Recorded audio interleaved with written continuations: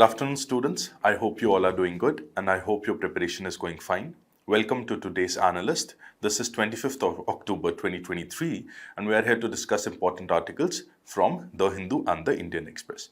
Now, the handout is there in the description box. You can use it to streamline your current affairs preparation. The first topic which we are going to discuss today is related to your casteism, communalism and regionalism. The second topic is related to bonds and bond yield.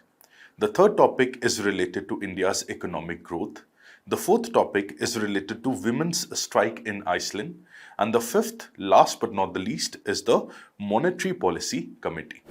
First topic is related to casteism, communalism and regionalism. Now, yesterday during the Shera celebrations, our Prime Minister have called for burning of ideologies like casteism and regionalism that divides our nation. Now, in relation to that, for a General Studies Paper 1, Social Issues, the word communalism and regionalism have been specifically mentioned in our syllabus. So this concept becomes important for us. Let us understand and have a brief overview of these concepts of casteism, communalism and regionalism and how it is hampering India's unity and India's growth. So first of all, let's start with casteism and how casteism is a social barrier. Now, the word casteism is basically made of the traditional caste system or hierarchical system of our Indian society, where our Indian society was divided into four varnas, that is, four castes.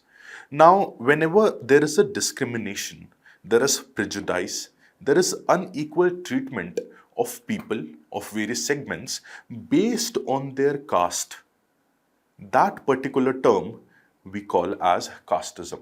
So discrimination, prejudice and unequal treatment based on caste of an individual is what you call as casteism, right? Now, caste, as we all know, it's a hereditary social class system which was prevalent in the traditional India. And still, the caste system in India is manifesting in various forms. Now, why it is a social barrier, that is very important for us to understand. How casteism in India can be a social barrier. See, first thing is that it limits excess of individuals of certain caste, especially the lower caste.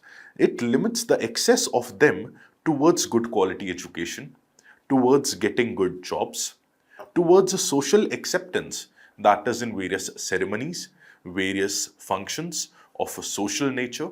So, social acceptance, jobs and educations, limiting the excess of various individuals belonging to a particular caste in all of these spheres based on their caste identity. So caste identity is very important word here, very important term here. Now, reservation system in our country, it's also based on the caste system and it essentially provides reservation to the people who have been subjugated in the traditional past, right? So because of that reservation system also, because it's based on caste system, tensions and conflicts have erupted time and again between various castes. Now, it is also a cause of concern and it needs to be addressed. Now, coming to the issue of inter-caste marriages. Now, inter-caste marriages in our country are still shown very much resistance, let alone the inter-religious marriages, but still caste identity or caste hierarchy in our country is so dominant that inter-caste marriages are also prohibited at several areas, several quarters of our country. Now, this is also a cause of concern for us. And the last thing is related to politicization of caste. Now, politicization of caste and casteization of politics. These two are the same things, not essentially similar, but two components of caste and politics, that how they are interrelated with each other. Politicization of caste, that means the caste system which is prevalent in our country, politicizing that issue and using it for political gains, and the casteization of politics, that is within the political sphere, bringing caste into play. So essentially these two are very different phenomena but are related to the broad concept of caste and politics. So all of these issues in our country are related to caste, whereby casteism is acting as a social barrier, which is why our Prime Minister has urged to the country that casteism should end. and it should not act as a social barrier in our country. Now, coming to communalism. Now, how communalism is disrupting unity. The word communalism is made from the word community, right? And it essentially means strong attachment to one's own community.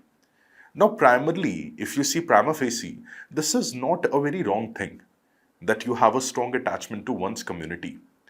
But when that strong attachment comes with a belief in primacy of one's own religious community over the others, then it is wrong. Of course, you should have affinity, you should have attachment to your own community. That is very right. But if you consider your community as a primary community, and and we consider that the primacy of our community is topmost as compared to the other communities, that means now we are trying to degrade the other communities. And that is when communalism comes into play, and that is why it disrupts unity of a nation.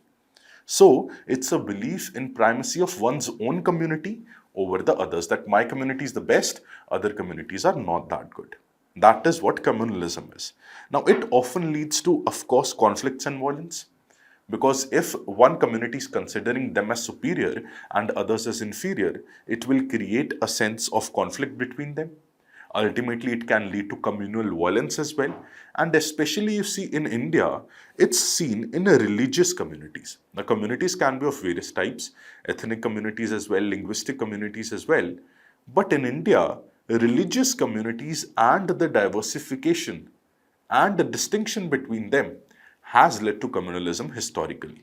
That is why whenever we use the word communalism, we essentially relate it to religious communities in our country. Now, it's a disruptive force in India's unity, of course, because one community is now against the other. One is considering themselves as superior, other is also considering themselves as superior, which is why there are violences, clashes between them. Now, historical tensions between religious groups in our country have been there, of course, and not between two particular religious groups. There have been tensions between various other religious groups in our country as well, historically, which shows us that communalism in our country is very deep rooted. If you go to our independence, 1947, at that point also, we see instances of widespread nationwide communal violences happening in our country, which is also a very, very sorrow state. Now, communal politics and propaganda fuels it, right? Communalism is existing in our society, right? And communal politics and the propaganda based on communal politics is fueling that communalism. Now, it is helping in polarizing communities, and eventually it becomes very difficult to achieve social harmony. So, the issues of casteism and the issue of communalism both are helping, or I would say both are aiding in disrupting the social unity of our country, right? Which is why it is becoming a hurdle in India's economic growth, in India's economic and social development as well. Now, let us see the third topic, that is your regionalism. Now, how regionalism is a double-edged sword. Now, essentially, the word regionalism, it means advocacy or support for the interest of a particular region. Now, till that, it is good that if you are supporting your own region, if you are advocating the growth or advocating the development of your own specific region. But if you are advocating or supporting interest of a particular region over the interest of nation as a whole, then that is very bad. So regionalism is a double-edged sword. At one end, regionalism can basically foster a sense of identity and pride in one's regional culture. That is regional culture of maybe Tamil Nadu, regional culture of maybe Karnataka. So one regional culture, it can foster harmony between them. It can foster identity and pride between them. But at one end, if there is extreme nationalism, then there can be a demand for separate state as well. There can be demand of greater autonomy, which can eventually challenge the unity and administrative coherence of India. Now, that is the second edge, whereby regionalism becomes wrong. Regionalism becomes, I would say, regionalism is degrading the unity of our country. Regionalism is aiding in degrading the unity of our country, right? So regionalism is having two sides. One way it fosters unity in the people of that region. Another way, if that regionalism is very strong, it can lead to secessionist tendencies, separatist demands, demand for a separate country, demand for a separate nation, demand for greater autonomy than the other regions. Then that way regionalism is basically hurting the sentiments or is hurting the national integrity and unity. Now, essentially, the major cause for regionalism given by many experts is the disparities in development between various regions. And it essentially, according to many experts, it is the essential factor which fuels regionalism in a particular country. So that is related to regionalism. Now we saw how casteism, communalism, and regionalism, they can be the forces which can basically harm the unity of a particular nation, which can harm the unity of a nation, which can, I would say, which can reduce or which can, I would say, impede the integrity of a particular nation. Now, what is the way forward? That is what we need to understand. What is the way forward with which all these tendencies can be curbed? First is to ensure a social harmony and understanding. Now, by the word social harmony, we mean that since diversification is a lot in our country, we need to harmonize the people of our country. That is social harmony. The societal groups, the societal, I would say, various blocks which have been created, they need to be harmonized. They need to live by unity. So there must be unity in diversity, right? So social harmony and understanding among the people should be harnessed. Addressing socioeconomic inequality. Now, see, whenever there is socioeconomic inequality, people would see that others are richer than them and there is huge disparity between rich and poor. Then people would go for these kind of casteism, regionalism, communalism things. Then people would indulge on those things. If socioeconomic disparity, socioeconomic inequality is existing, so we need to address that issue also. Then political leaders' role. Now, not essentially the political leaders only, the religious leaders, the social leaders, right? The student leaders. It's a role of each and every leader who is there in the society, especially the political and the religious leaders, to ensure social harmony, to ensure unity in diversity, and to ensure that the tendencies like casteism, tendencies like communalism and regionalism is not prevalent in a country and is not disrupting the unity of our country. Okay. Then media monitoring. Now media also needs to be vigilant. Media also needs to be responsible, that what issues to show, what issues don't not to show, right? And how to show a particular issue, how to showcase a particular issue. Do not fuel the tendencies of casteism, communalism, and regionalism. Media also needs to be very, very vigilant. Then various legal measures, of course, that if certain group is seen or certain set of individuals are seen doing these particular kind of things, doing these malpractices, proper and I would say strict legal measures needs to be taken against them. Then addressing the historical issues. Now, according to many set of experts, this casteism, communalism, and regionalism, they have especially been fueled by various historical injustices which have been done. So now the focus should be to basically address those historical issues and those historical injustices which have been done, and to bring justice of those historical issues, and unity in diversity, which we have already discussed. So now let us move on to the second topic, that is bond and bond yield. Now what has happened recently is that US bond yield have hit a 26-year high. Now why this is important? What are bonds? What are bond yields? That we will try to understand. For our General Studies Paper 3, Indian Economy, this topic is very, very important. So first of all, the first question, what is a bond? Now before understanding bond, you understand this through the help of an example. Now let's say I'm a company, right? And I want to raise funds.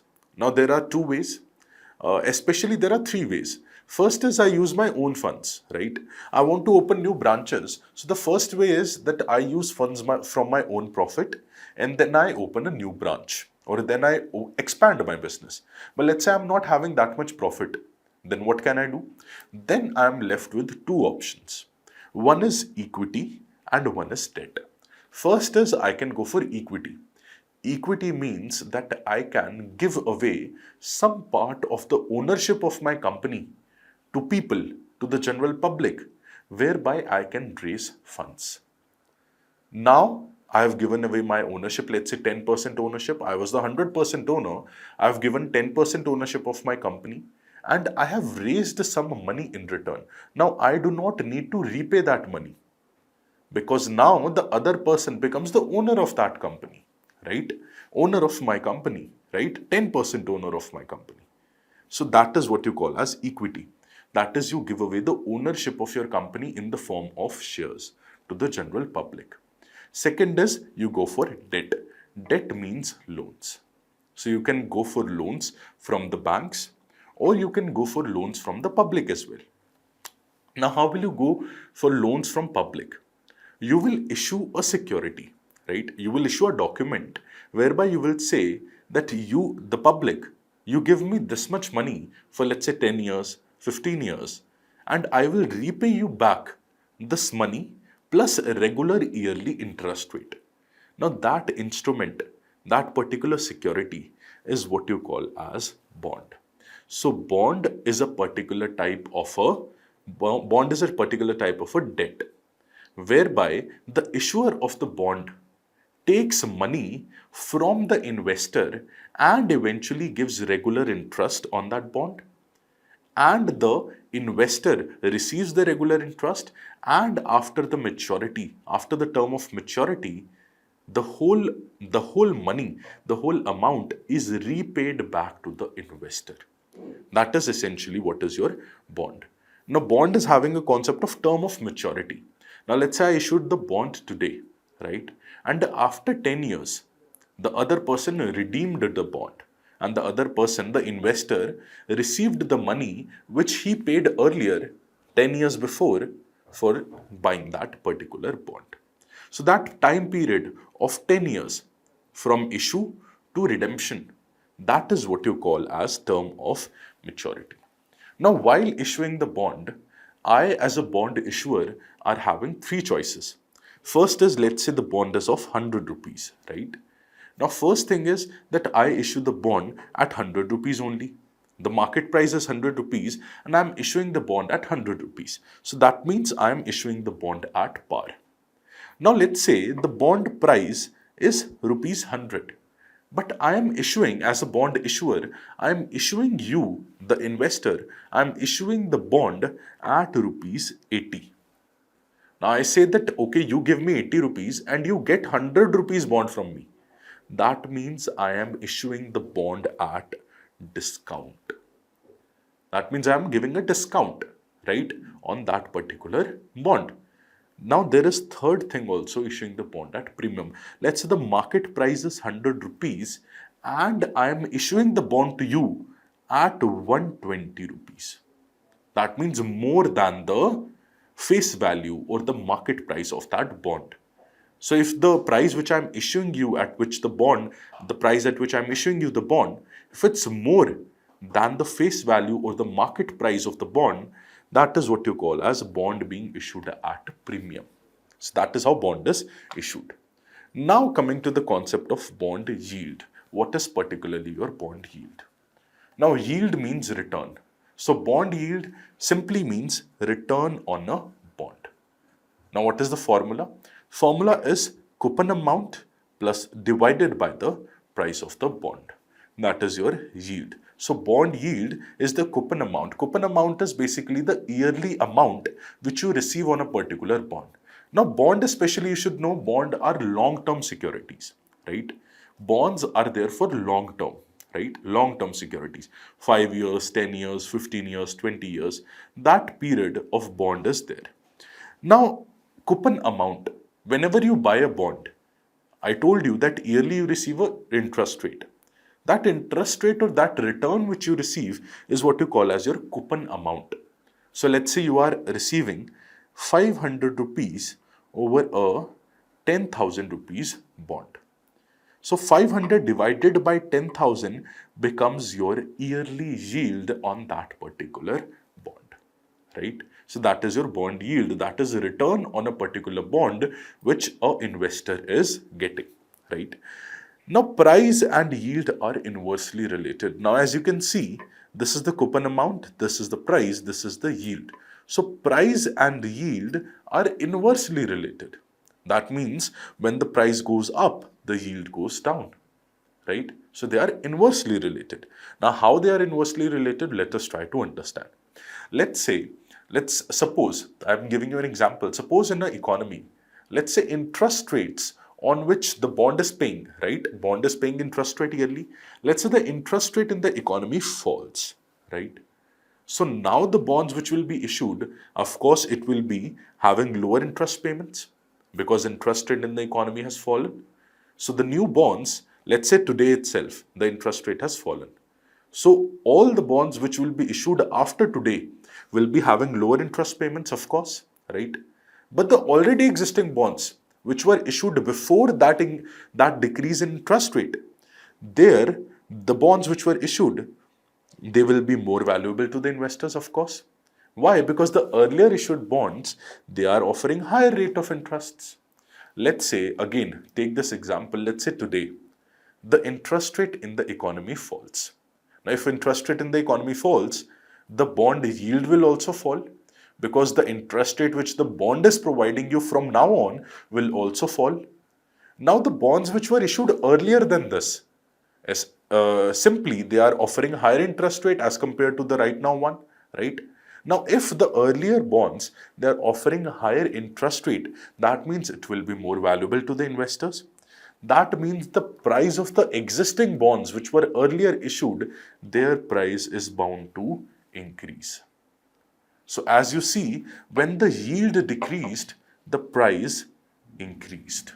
So what we saw, that when the yield of a bond decreased, that means interest rate of the bond decreased, the price of the existing bond, the already existing bonds, it increased. So that you see a inverse relationship between yield and price of a bond. Now let's take second example also. Now let's say the price of a bond increases. Let's say the price of a bond increases. Now, if a price increase of a bond, of course it will be more expensive for you to buy, right? So it will be more expensive for a potential new investor. Now, in that case, the bond yield will fall because the investor will think that the return which I am expecting is now lower. So when the price of the bond increases, it becomes expensive for the investor. Once it becomes expensive for the investor, the bond yield falls because then the investor would think that the bond will be giving me lesser returns. The investor will stop expecting more from the bonds and eventually its yield will decline. Right? So that is how there is an inverse relationship between price of bond and its bond yield. Coming to the third topic, that is related to India's economic growth. Now, S&P Global Market Intelligence has basically said that the Indian economy will become the second largest economy in the world by 2030, surpassing various major countries. Now, why it is important, again, for your general studies paper 3, Indian economy, this topic is very, very important. Now what we have to understand, see, first of all, see the top 5 economies and what has been the GDP growth rate in 2023. So the top 5 economies, at first point it's US, second is China, third is Japan, fourth is Germany, and fifth is India. Now, according to this S&P Global Market Intelligence report, India is set to become the second largest economy in the world by 2030. And for that, India would require a very high year-on-year growth rate, right? GDP growth rate. Now we have to understand what have been the various factors which have been contributing to this level of economic optimism which various agencies, various rating agencies in the world are showing on our country. What is fueling this economic optimism? What are the various factors contributing towards this economic optimism? See, first is the high level of capital expenditure done by our government. So capital expenditure, that is investment or expenditure on infrastructure, investment and expenditure on capital goods, investment expenditure on factories, on manufacturing sector, on building roads, on building dams, on building highways, hydroelectricity projects. That thrust of government is very, very high on this capital expenditure. And you have to understand, 1 rupee spent on capital expenditure gives a multiple returns to the economy. So it is having multiplier effect for the whole economy, which again tells us that capital expenditure can fuel economic growth to a very, very large extent. Then good monsoon. See, one thing is that especially in the last few years, India has seen a good monsoon, right? And because of that good monsoon, the crop yield, the agricultural productivity has also remained very, very high. So agriculture sector has also remained resilient.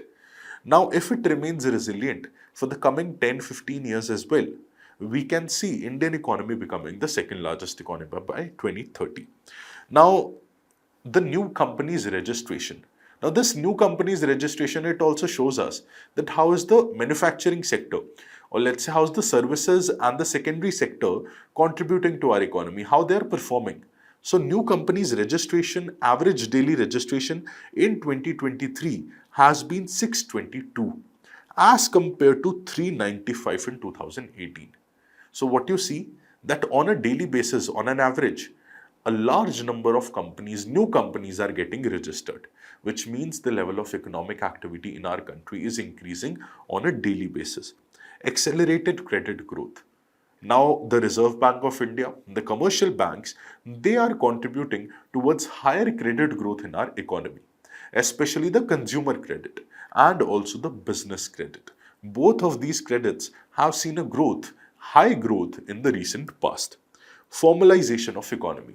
Now, the government is trying or coming up with various measures, various initiatives, whereby the informal sector in our economy is moving more and more towards formalization. That means the workers are getting registered, the workers are getting regular payments, the workers are, I would say, getting good working conditions, right? So, all the benefits or all the positives of a formal economy, the workers have started enjoying. So, formalization of economy is there. Export sector boom. Now, because of again various government initiatives, because of, let's say, import duties imposed by our country, export, I would say, promotion done by our country, right? Providing this India's foreign trade policy, which has been recently announced, foreign trade policy of 2023. All of these measures have fueled our export sector.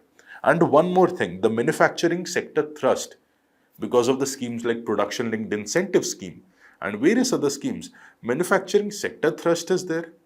Now, because of manufacturing sector thrust, because of boom in infrastructure, boom in capital expenditure, it is fueling your export sector. So, all of these things are very much interrelated. They should not be seen in seclusion. All of these things are very much interrelated. Also, the government initiatives already discussed that various social initiatives, economic governance, infrastructure related initiatives of the government, they are fueling India's economic growth, which is very, very essential for India becoming second largest economy in the world by 2030. Now, let's come to the fourth topic, women's strike in Iceland. Now, recently, yesterday only, Iceland saw a nationwide women's strike. Now, why it is important? General Studies Paper 1 Social Issues, role of women and women's organization have been clearly mentioned. So, let's understand what this strike is all about. And you can basically use this topic or use it as an example in your essays as well, in your ethics paper as well, in, of course, your General Studies Paper 1 Women and Women Organization related questions, your General Studies Paper 2 Vulnerable sections as well. So, its usability is very, very high in our UPSC examination. Now, first of all, talking about Iceland. Now, there is a report or there is an index. World Economic Forum releases Global Gender Gap Index.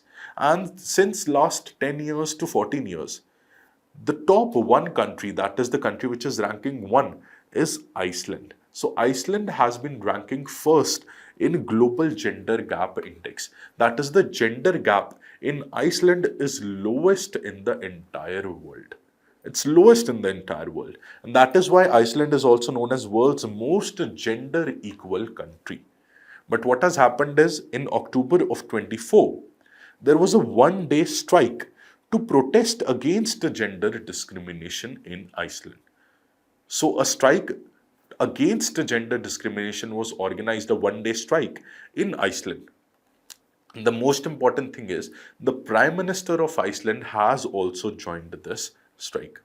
Now, what are the concerns why the strike happened? Of course, it was against gender discrimination, but on what basis? First is on basis of the pay gap. Second is on the basis of gender-based violence. So pay gap, that is the pay disparity between males and females, and gender-based violence, especially against the women. That are the two major concerns for which this strike happened. Now, a report by The Guardian, that is a very popular news agency, a report by The Guardian suggested that in some professions in Iceland, the Icelandic women still earn 21% less than men. That means in certain professions, in certain areas, still that pay gap or pay disparity exists in Iceland. And more than 40% women in Iceland have experienced gender based violence or sexual violence at one point in their life. So, which again tells us that the situation is not very good, which is why the people, the women of Iceland, have been protesting.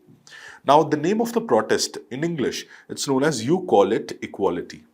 That is the title of the protest. And it's spearheaded by the labor unions, and it is inspired by 1975 action which happened in Iceland only. 1975 action, again it was related to gender based discrimination, right? And recently in this October 24 protest, women have said no to all kinds of work for one day. All kinds of work women have said no to. That means all paid and unpaid work, including the household chores and looking after children. So women have said no to all of these things on this one day strike, in order to reiterate that this gender based discrimination should not happen in that country and should be done away with. Now, what happened in 1975? Because this 1975 day off, it inspired the current protest, that is October 24 protest, which happened in Iceland. So, what happened in 1975? There was again a strike, that is a day off, and almost 90% of Iceland's women participated, right? So Iceland's working women, 90% of them participated in this day off. Now schools and theaters were shut during that point in time. Even the national airlines had to cancel their flights because most of the flight attendants, they were women only. So they had to cancel the flights. And again, it was a nationwide protest where women basically demanded gender rights and they demanded equality based on gender. And what happened in 1976? Iceland came up with the legislation, Iceland came up with the law which granted equal rights to both male and female, men and women, irrespective of the gender. So it granted equal rights to all in 1976. Right? So this is about the women's strike in Iceland, what it is all about, and why it is important for us to understand. Now let's come to the last topic of today, that is your Monetary Policy Committee. Now, recently, a member of Monetary Policy Committee has remarked that Indian economic growth will be higher than what was expected earlier. So, the Monetary Policy Committee and that particular member is more optimistic about India's economic growth. Now, India's economic growth we have already discussed. Let us take a look on what is this Monetary Policy Committee, right? So, again, it is important for General Studies Paper 3, Indian Economy. So Monetary Policy Committee, it was a committee which was formulated in 2016 under Section 45ZB of the RBI Act of 1934. It was amended in 2016 to insert the Section 45ZB. Now this 45ZB section of RBI Act 1934, it gives central government the power to constitute a 6-member Monetary Policy Committee. Now, what is this Monetary Policy Committee? It spearheads the monetary policy of the country, right?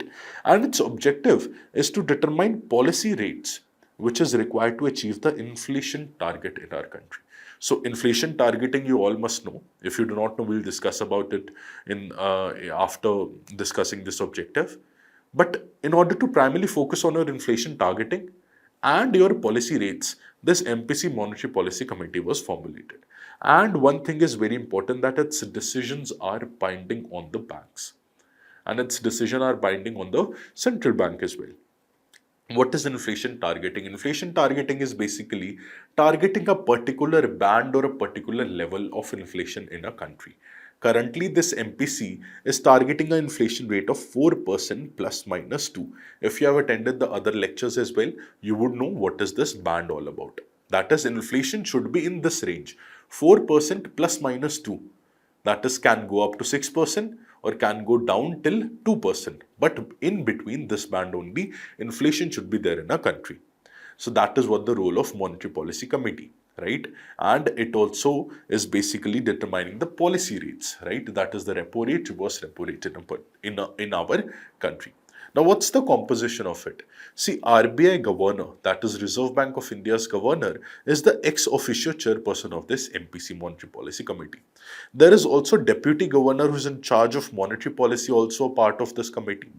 Then an officer of the bank which will be nominated by the RBI, that will also be a part of this MPC, plus three persons.